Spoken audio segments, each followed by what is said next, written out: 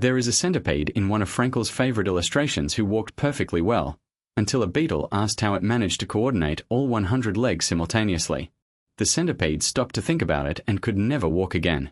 This is hyperflexion, the paralysis that comes from too much self-attention. And Viktor Frankl believed it was not merely a curiosity of nervous systems but one of the defining diseases of modern civilization. Frankl developed the technique of dereflection as the antidote. If paradoxical intention addresses the problem of anticipatory anxiety, what happens when we fear a symptom too intensely?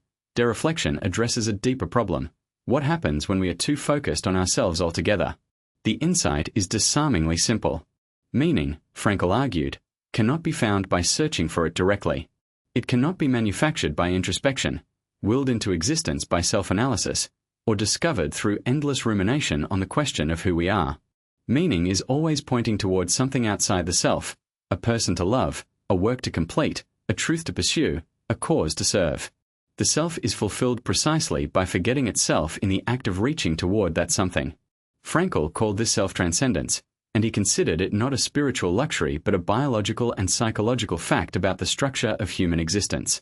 Just as the eye can see everything except itself, the self is most fully realized when it is least preoccupied with its own realization. A musician who plays with total absorption in the music produces something beautiful. The same musician who spends the performance monitoring whether she is playing beautifully produces something labored and self-conscious. The goal consumes itself when it becomes its own object. In clinical practice, Frankl applied dereflection with great precision. He worked with patients who had become trapped in cycles of self-observation, people who scrutinized their own happiness so relentlessly that happiness became impossible, or who analyzed their relationships so exhaustively that they could no longer be present in them. In one case, he worked with a woman who had lost the ability to enjoy reading, a lifelong source of meaning, because she had begun to watch herself reading, constantly checking whether she was concentrating properly, whether she was retaining enough, whether she was truly enjoying the experience. The joy evaporated under the gaze. Frankl's approach was to redirect her attention away from the act of reading and toward the content of what she was reading, toward the ideas themselves, the worlds they opened, the questions they raised. As the self-observation diminished, the enjoyment returned. This principle has enormous relevance today. The wellness industry, for all its genuine benefits, has inadvertently cultivated a culture of hyperflexion at a scale Frankl could not have imagined. We journal our emotions, rate our sleep quality, track our steps, measure our heart rate variability, post about our healing journeys, and scroll through content designed to help us understand ourselves better. None of this is inherently harmful. But when self-monitoring becomes the primary activity of the inner life, it crowds out the very experiences that give the inner life its substance.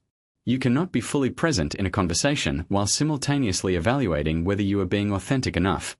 You cannot lose yourself in a creative project while tracking how the project is progressing toward your personal fulfillment. Frankl had a formulation for this that cuts to the heart of the matter. Happiness cannot be pursued, it must ensue. It is a byproduct of meaningful engagement with the world, not a destination that can be approached directly. The same is true of meaning, of joy, of a sense of identity. They arise when we are pointed outward, toward something we love or serve or create. They recede when we turn inward to search for them. In the concentration camps, Frankl observed men who survived not by focusing intensely on their own survival. That path led quickly to despair, but by holding on to something outside themselves, a person they loved, a work they intended to complete, a vision of what they would do and say and create if they got out.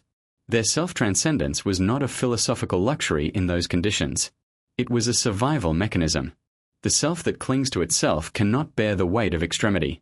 Only the self that has given itself to something beyond survival has the resources to keep going. The practical implication of dereflection is surprisingly accessible. It does not require a dramatic rethinking of one's life. It requires only the question Frankl thought was more important than any therapy could answer by itself. What is waiting for me? Not what do I feel, not what do I need, not how am I doing, but what or who in the world is calling for my attention, my energy, my care.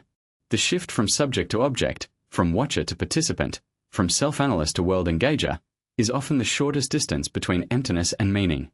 Frankl's legacy is full of such quiet revolutions. Dereflection is not a rejection of self-awareness. It is a reminder that the self is a vehicle, not a destination, and that the road it is built to travel leads always outward, toward a world that needs what only you can bring to it. Subscribe to The Psychology of Viktor Frankl to explore more of his timeless ideas.